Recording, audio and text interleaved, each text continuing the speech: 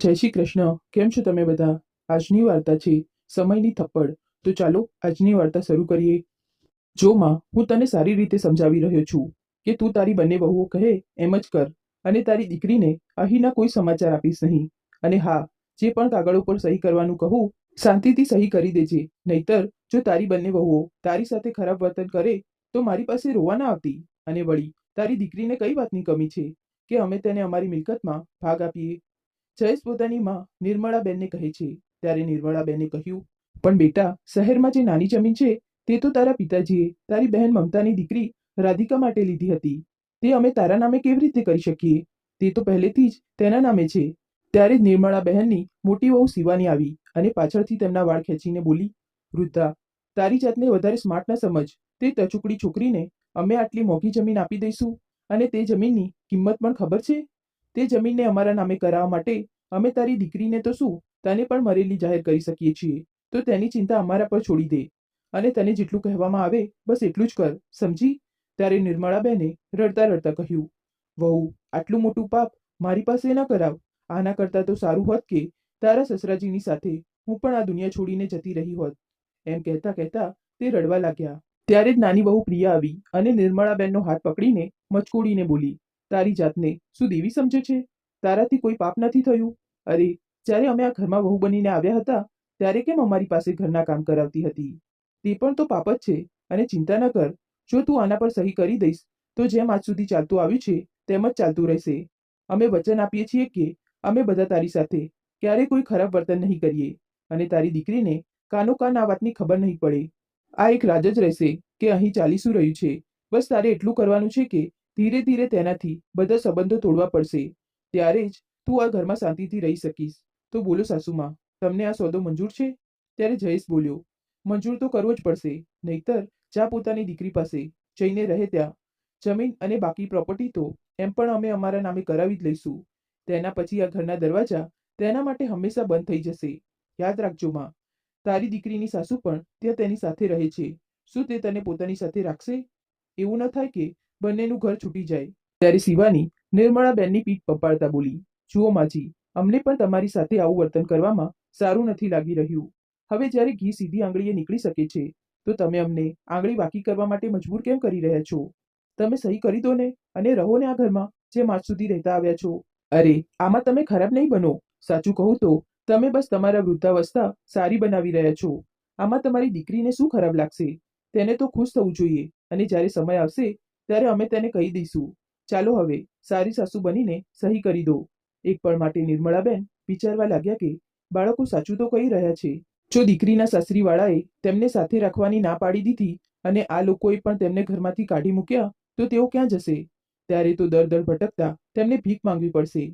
ના ના, આના કરતાં સારું છે કે પોતાની વૃદ્ધાવસ્થા વિશે વિચારીને તેને સારી બનાવી જ સમજદારી હશે. પણ આ બધું આ લોકો મમતાને જણાવ્યા વગર કરશે કેવી રીતે? અને અંતે નિર્મળાબેને નિર્ણય લઈ લીધો અને સહી કરી દીધી. કેટલાક મહિનાઓ સુધી તો પોતાની દીકરીના ફોનને અવગણતા રહ્યા. દીકરી સમજતી કે માં વ્યસ્ત છે, પણ હકીકત તો કંઈક બીજી જ હતી. આખરે શું હતી આખી હકીકત? આ તો નિર્મળાબેન પણ હજી સુધી જાણી શક્યા ન હતા. તો ચાલો આપણે બીજી બાજુના પાત્ર પણ જોઈએ. મમતા, તું ક્યાંય નહીં જાય. ઘરમાં રહે અને પોતાનું ઘર સંભાળ. પિયરને એમ જ લોકો પરાયું નથી કહેતા. તું ભૂલી રહી છે કે તું ઘણા વર્ષો પહેલા જ ત્યાંથી વિદાય લઈ ચૂકી છે, પણ તું છે કે માનવા માટે તૈયાર જ નથી થઈ રહી. હવે બસ, આ મુદ્દા પર હું ફરીથી કોઈ વાત નથી કરવા માંગતો. તું પિયર નહીં જાય, મતલબ હવે ક્યારે નહીં જાય. વિમલ પોતાની પત્ની મમતાને કહે છે. ત્યારે મમતા પોતાની આંખોમાં આંસુ લઈને કહ્યું, કેમ કેમ હું મારા પિયર નહીં જઈ શકતી? પહેલા તો તમે પોતે મને મારા પિયર મૂકવા જતા હતા. આજ સુધી ક્યારે ના નથી પાડી, તો આજે એવું શું થઈ ગયું કે તમે મને પિયર જવા નથી દેતા? સાંભળી રહ્યા છો ને માજી, આ શું કહી રહ્યા છે? આટલું કહેતા કહેતા મમતા ઉદાસ થઈ ગઈ. ત્યાં જ ઉભેલા રમાબેન માટે પણ આ બહુ વિચિત્ર હતું. પોતાના શ્વાન સ્વભાવના દીકરાને આજે પહેલીવાર પોતાની પત્નીને રોકતા ટોકતા જોયો. વિમલ બોલ્યો, આજે હું માનું પણ નહીં સાંભળું. મારો નિર્ણય છેલ્લો નિર્ણય હશે. વિમલના જવાબ પર રમાબેન પણ ચૂપ થઈ ગયા અને ચૂપચાપ પોતાના રૂમમાં જતા રહ્યા, કારણ કે તેઓ જાણતા હતા કે વિમલ કેમ ના પાડી રહ્યો છે.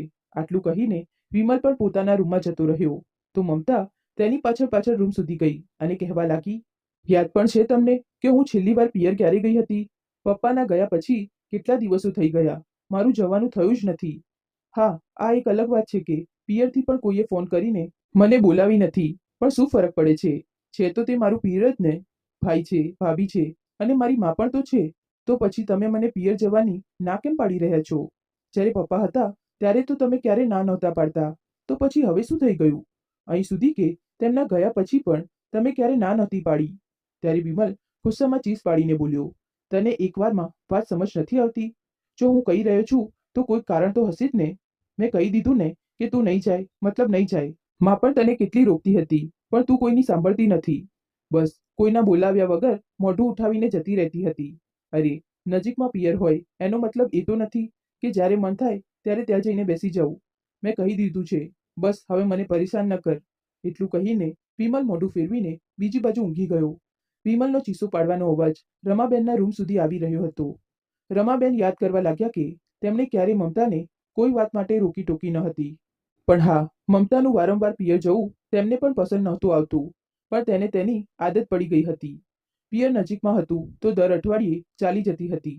પછી સવારથી સાંજ સુધી ત્યાં જ રોકાઈને આરામથી પાછી આવતી હતી. વિમલે ક્યારે આ વાતને લઈને તેને રોકી ન હતી, પણ આ વખતે.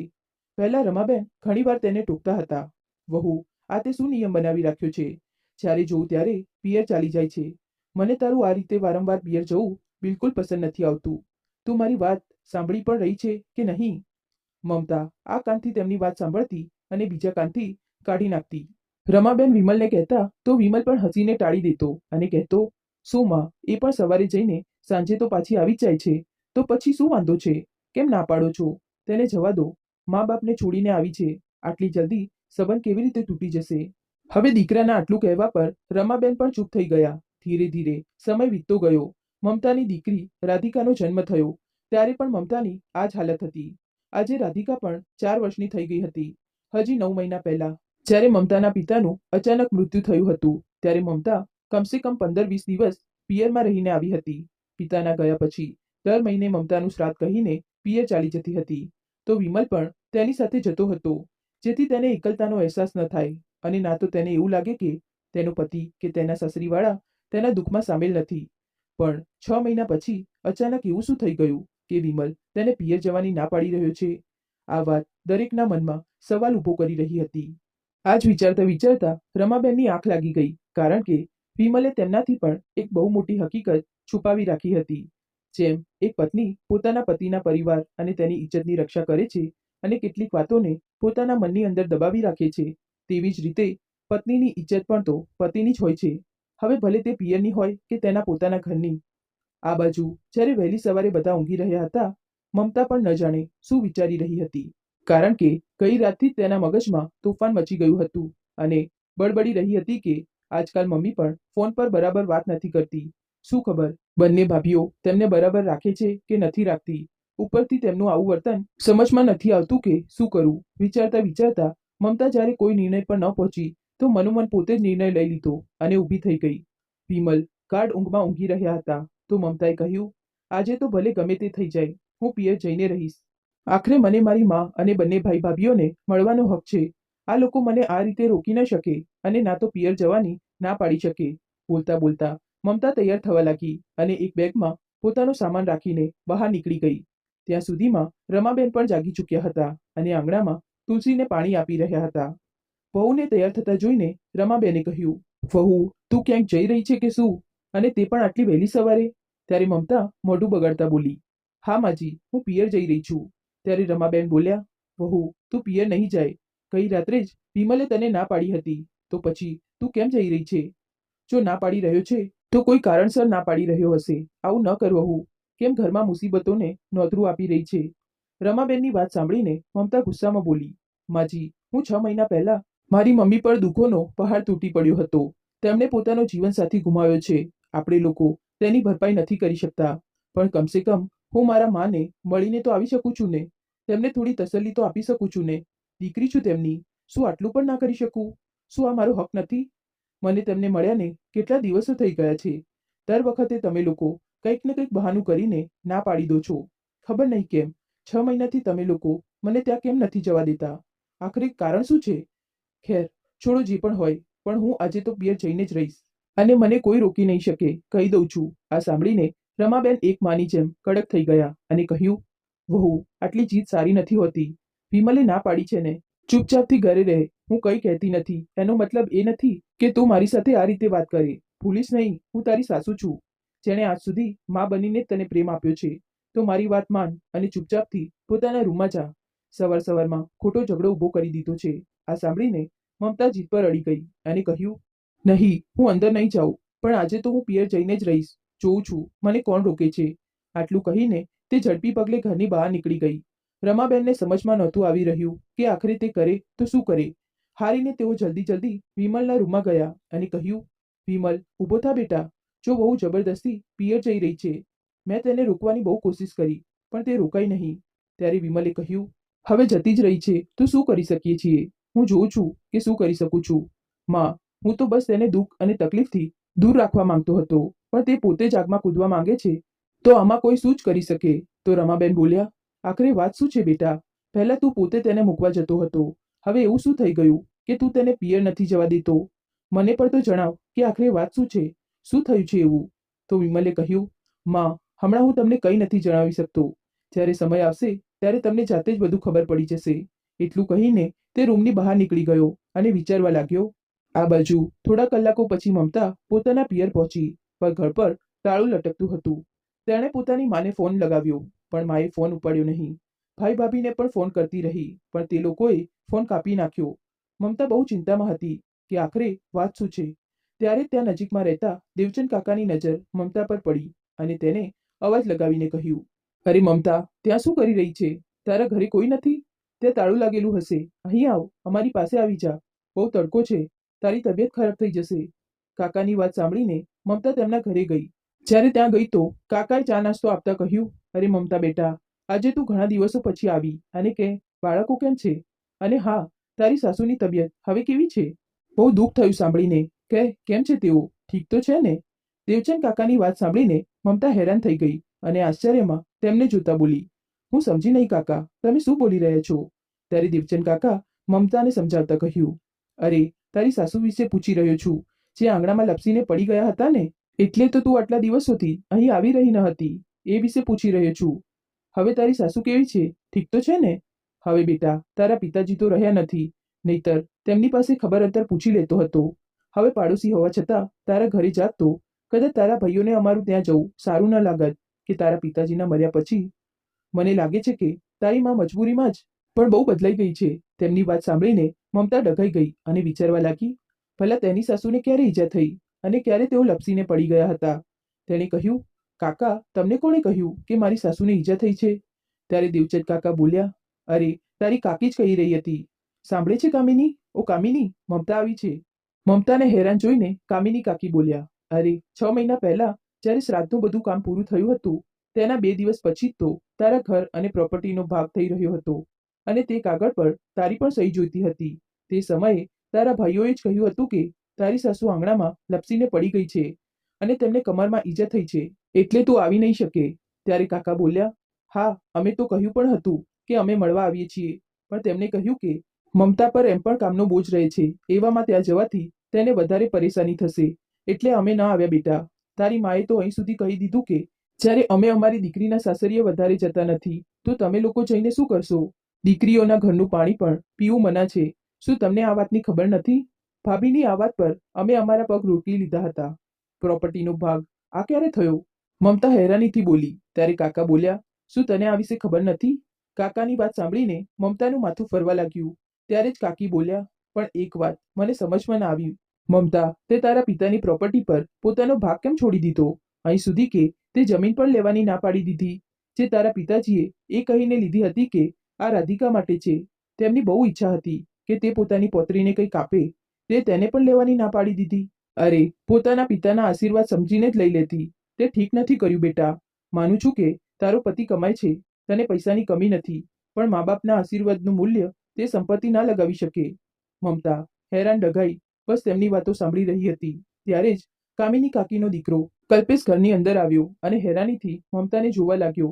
ત્યારે કામિની કાકી બોલ્યા, અરે કલ્પેશ, જો મમતાબેન આવ્યા છે, હંમેશા તો તેને જોઈને તું ખૂબ ખુશ થતો હતો, અને તમે બંને ખૂબ હસી મજાક પણ કરતા હતા. આખરે દોસ્તીથી વધીને ભાઈ બહેન જેવો તમારા બંનેમાં પ્રેમ હતો. તો આજે ચૂપચાપ કેમ ઊભો છે? ત્યારે મમતા બોલી, કાકી, હું જાઉં છું. રાધિકાના આવવાનો સમય થઈ ગયો છે. માજી તેને સંભાળી નહીં શકે અને તેઓ પણ ઘરે છે. બહુ બધું કામ છે. આટલું કહીને તે ઝડપી પગલે ઘરની બહાર નીકળી ગઈ. અચાનક કલ્પેશ બોલ્યો, ઊભા રહો મમતાબેન, હું પણ તમને બહાર બસ સ્ટેન્ડ સુધી મૂકી દઉં છું. આટલું કહીને કલ્પેશ તેની સાથે બહાર નીકળી ગયો અને બંને ત્યાંથી પગપાળા જ બસ સ્ટેન્ડ માટે નીકળી ગયા. ચાલતા ચાલતા કલ્પેશે કહ્યું, મમતાબેન, તમે અહીં શું કરવા આવ્યા છો? મને તો લાગ્યું હતું કે હવે તમે પિયર ક્યારે નહીં આવો. આખરે તમારા પરિવારવાળાએ તમારી સાથે આટલો મોટો દગો જે કર્યો હતો, તેના પછી પણ તમે અહીં આવી ગયા. શું તમને વિમલભાઈએ રોક્યા નહીં? મને યાદ છે, તે દિવસે વિમલભાઈ બહુ ગુસ્સે થયા હતા. અહીં સુધી કે તમારા ઘરે આવીને તમારા ભાઈ ભાભી, માં બધા સાથે લડીને પણ ગયા હતા. વિશ્વાસ નથી થતો. આખરે તમારા જીવતા જીવ તમારા પરિવારવાળાએ તમને મૃત કેવી રીતે જાહેર કરી દીધા અને કહ્યું તો કહ્યું, તમારું ડેથ સર્ટિફિકેટ પણ બનાવીને લઈ આવ્યા. છી છી, બહુ ખરાબ કામ કર્યું તે લોકોએ. સાચું કહ્યું છે કોઈએ કે દીકરી જે દિવસે માના મનમાંથી ઉતરી જાય છે, તે દિવસે તે સાચા અર્થમાં પરાઈ થઈ જાય છે. તો પછી તમે અહીં કેમ આવ્યા? મને તો હજી પણ વિશ્વાસ નથી થઈ રહ્યો કે કાકીએ પણ તેમનો સાથ આપ્યો. એવી કઈ મજબૂરી હતી જે પોતાની જ દીકરીને? કહેતા કહેતા કલ્પેશ ચૂપ થઈ ગયો. કલ્પેશની વાત સાંભળીને મમતાના પગ નીચેથી જમીન ખસી ગઈ. ત્યારે કલ્પેશ બોલ્યો, હા, યાદ આવ્યું. આજે કદાચ જમીનના રજીસ્ટ્રેશન માટે બધા લોકો ગયા હશે, એટલે જ ઘરે કોઈ નથી. આ સાંભળીને મમતા બિલકુલ શાંત થઈ ગઈ. તેને બધું સમજમાં આવી રહ્યું હતું કે આખરે વિમલ તેને પિયર આવવા માટે કેમ ના પાડી રહ્યા હતા, અને એટલે જ આજકાલ તેની મા પણ ફોન પર તેની સાથે વાત નહોતી કરી રહી. બસ ફોન ઉપાડતા જ તેમને ફોન રાખવાની બહુ ઉતાવળ રહેતી હતી. ભાઈ ભાભી તો ભૂલથી પણ ફોન ઉપાડતા નહોતા. પણ માં, શું એક મા પોતાની દીકરી સાથે આટલો મોટો દગો કરી શકે? આખરે માએ મમતાથી હકીકત કેમ છુપાવી? ત્યારે મમતા રડતા રડતા બોલી, કલ્પેશભાઈ, બાળપણથી સાંભળતી આવી છું કે પૂત કપૂત થાય પણ મા કુમાતા ન થાય. પણ અહીં તો મારી માએ જ મારું અસ્તિત્વ મિટાવી દીધું. કહેતા કહેતા તે રડવા લાગી. અચાનક મમતાને કંઈ સમજાયું નહીં તો તેણે કલ્પેશની સામે કહ્યું, નહીં, હું આટલી જલ્દી હાર માનવાની નથી. આટલું કહીને તેણે પોતાની માને ફોન લગાવ્યો. પણ આ વખતે તેની માએ ફોન ઉપાડી લીધો અને કહ્યું, અરે મમતા બેટા, હું હમણાં મંદિર આવી છું. તારી સાથે પછી વાત કરું છું.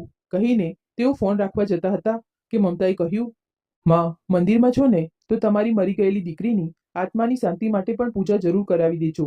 કારણ કે જો નહીં કરાવો તો મારી આત્મા ભટકતી રહેશે, અને જો ભૂલથી મુક્તિ મળી ગઈ તો વિચારો, પિતાજી પાસે જઈને જ્યારે હું આ બધી વાત જણાવીશ તો તેમને કેવું લાગશે? સાંભળતા જ થોડી પળ માટે મમતાની મા નિર્મળાબેન બિલકુલ શાંત થઈ ગયા. પછી જ્યારે બંને બાજુ મૌન થઈ ગયું તો તેની મા નિર્મળાબેને કહ્યું, જો બેટા, હું મારા બંને દીકરાઓના નામે પ્રોપર્ટી કરી રહી છું. આખરે તને પ્રોપર્ટી આપવાનો શું ફાયદો? પ્રોપર્ટી તો તારી સાથે તારા સાસરીવાળાની થઈ જશે. આગળ જઈને તારા ભાઈઓએ તારા બાળકોના લગ્નમાં સુકન તો આપવું જ પડશે ને. ઉપરથી મારી બધી જવાબદારી પણ તો મારા દીકરાઓ જ ઉઠાવશે. તો પછી જમીનમાં તને ભાગ આપવાનો કોઈ મતલબ નથી બનતો. આજના જમાના મુજબ મારે પોતાની જાતને બદલવી જ પડી. આખરે વિધવા સ્ત્રી છું. દીકરા વહુનો સાથ નહીં આપું તો મારો બોજ કોણ ઉઠાવશે? હું સમજી શકું છું કે તને દુઃખ થયું હશે, પણ તું ચિંતા ન કર, તને હું કંઈક ને કંઈક જરૂર આપી દઈશ. ત્યારે મમતા ગુસ્સામાં બોલી, મને તમારું કંઈ નથી જોઈતું. તમે રાખો તમારી પ્રોપર્ટી. જે મા માટે તેની દીકરી જ મરી ગઈ તેની પ્રોપર્ટીનું હું શું કરીશ? અરે, એક દીકરી જે દિવસે માના મનમાં ઉતરી જાય તે દિવસે તે પરાઈ થઈ જાય છે. અને તમે મને પરાઈ તો કરી જ, સાથે સાથે આ દુનિયામાંથી મારું અસ્તિત્વ જ મિટાવી દીધું. જો મારા ભાઈ ભાભી તમને આવું કરવા માટે દબાણ કરી રહ્યા હતા તો તમે એકવાર મને કહીને જોતા. હું ખુશી ખુશી સહી કરી દેતી. પણ તમે લોકોએ જે કર્યું તે હું જીવનભર નહીં ભૂલી શકું. આટલું કહીને મમતાએ ફોન રાખી દીધો. તેના પછી તે ધ્રુસકે ધ્રુસકે રડવા લાગી. કલ્પેશ તેને ચૂપ કરાવવાની નાકામ કોશિશ કરતો રહ્યો. ત્યારે જ વિમલ ત્યાં આવી ગયો. વિમલને જોઈને મમતા તેને ગળે લાગીને ખૂબ રડી. ત્યારે વિમલ બોલ્યો, બસ એટલે જ હું તને અહીં આવા નહોતો દેવા માંગતો. હું નહોતો ઈચ્છતો કે તને આ વાતની ખબર પડે કે તારા પરિવારવાળાએ તારી સાથે દગો કર્યો છે. પણ તું ચિંતા ના કર, મેં નિર્ણય લઈ લીધો છે કે હું આ લોકો વિરુદ્ધ કોર્ટમાં કેસ કરીશ. ભલે તું કંઈ લે કે ન લે, પણ આવા લોકોને ક્યારેય માફ ન કરવા જોઈએ. નહીતર તેમને જોઈને સમાજના અન્ય લોકો પણ પોતાની દીકરીઓ સાથે આવો જ દગો કરશે. ત્યારે મમતા રડતા રડતા બોલી, ના, કોઈ જરૂર નથી તે લોકો પર કેસ કરવાની. મારે કંઈ નથી જોઈતું. મારે તે લોકોનું મોઢું પણ નથી જોવું. વિચારી લઈશ કે જ્યાં મારા પિતા ગયા ત્યાં મારું પિયર પણ પૂરું થઈ ગયું. મારા માટે તો મારા પતિ, મારી સાસુ અને મારો પરિવાર જ પૂરતા છે. ત્યારે ત્યાં ઉભેલો કલ્પેશ બોલ્યો, નહીં મમતાબેન, ભલે તમને કંઈ ન લેવું હોય, પરંતુ તેમને પાઠ ભણાવવો બહુ જરૂરી છે. જો કાકાજી જીવતા હોત તો તે પણ આ જ કરતા. તમે તમારો ભાગ વૃદ્ધ લોકોને અથવા અનાથ છોકરીઓને આપી દો, પણ તેમના ભાગમાં તમારા પિતા અને તમારી દીકરીનો ભાગ ન જવા દો. કલ્પેશ અને વિમલે મમતાને બહુ સમજાવી. આખરે મમતાને વિમલ અને કલ્પેશની વાત માનવી પડી અને વિમલ સાથે ઘરે પાછી આવી ગઈ. ધીરે ધીરે સમય વીત્યો. મમતાને તેનો ભાગ મળ્યો. મમતાને તે ભાગ અનાથ છોકરીઓના નામે કરી દીધો અને તે દિવસ પછી ક્યારે પોતાના પિયરવાળાનું મોઢું ન જોયું. તેની માએ આવીને તેને મનાવવાની બહુ કોશિશ કરી, પણ મમતાએ હંમેશા માટે તે લોકો સાથે સંબંધ તોડી નાખ્યો અને હાથ જોડીને કહ્યું, હું તમને નથી ઓળખતી અને મહેરબાની કરીને ફરીથી મારી ઉંમરે ન આવતા. મને બહુ દુઃખ છે કે તમારી દીકરીનું મૃત્યુ થઈ ગયું, પણ અહીં તમારી દીકરી નથી રહેતી. અહીં રમાબેનની વહુ અને વિમલની પત્ની રહે છે. તમે અહીંથી જઈ શકો છો. નિર્મળાબેને જ્યારે પોતાની વીતેલી વાત પોતાની દીકરીને જણાવી તો દીકરીને બહુ દુઃખ થયું, પણ તેણે કહ્યું, નહીં માં, તમારું દુઃખ તમારી ભૂલો પર પડદો ન નાખી શકે. હા, ભાઈ ભાભીએ તમારી સાથે અન્યાય કર્યો, તમારી સાથે ખરાબ વર્તન કર્યું, તો બદલામાં તમે પણ તો મારી સાથે એવું જ કર્યું. તમે એકવાર મને ખુલીને કહી દીધું હોત, કારણ કે ખોટા લોકોનો સાથ આપવો પણ તો ખોટું જ હોય છે. આ વાત તમે જ મને બાળપણમાં શીખવી હતી, પણ પોતાની વૃદ્ધાવસ્થાને વધારે સારી બનાવવા માટે તમે પોતાની જ શીખ ભૂલી ગયા. તો પછી મને માફ કરજો. હું તમારી સાથે આ સંબંધ નથી રાખવા માંગતી. ઈશ્વર કરે કે તમારી વૃદ્ધાવસ્થા સુખથી વીતે, આટલી જ કામના કરી શકું છું. આટલું કહીને મમતાએ હાથ જોડી લીધા અને પોતાના પરિવાર સાથે ખુશી ખુશી રહેવા લાગી. તો તમને વાર્તા કેવી લાગી? જો તમને વાર્તા ગમી હોય તો લાઈક, કોમેન્ટ અને શેર કરજો. અને જો તમે નવા હોય તો ચેનલને સબસ્ક્રાઇબ કરજો. તો ચાલો ફરી મળીએ